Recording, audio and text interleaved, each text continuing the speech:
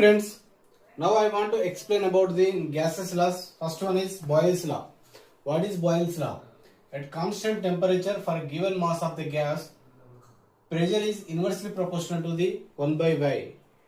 That is, pressure is equal to, if you remove this proportionality, then we get K by V, constant. PV is equal to K. K is constant. PV is equal to constant. If you write P1 V1 is equal to P2 V2, two different gases.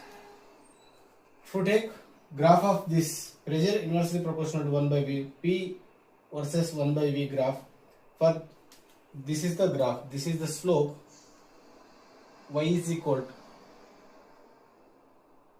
mx slope, like this graph. Here we get the slope is K, we consider this is T, means temperature is constant. This is the temperature is constant.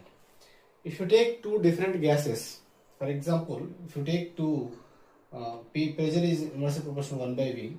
If you take temperature T1, T2, T3, what is the relation between these three? They will ask many times in the questions. How to find out the relation? This one. We know ideal gas equation, PV is equal to nRT.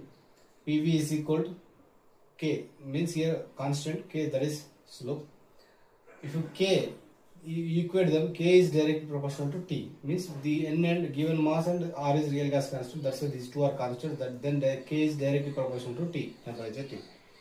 What will happen if temperature increases, the slope K, that is the constant, this is also increases, means if higher the slope, higher will be the value. Slope is for this less, this is somewhat more, so it is very high. That's why T1 is greater than T2 is greater than T3. This is the slopes of this graph. This is the relation between T1, T2 and T3. In these given four options, this one is the correct one. Thank you, friends.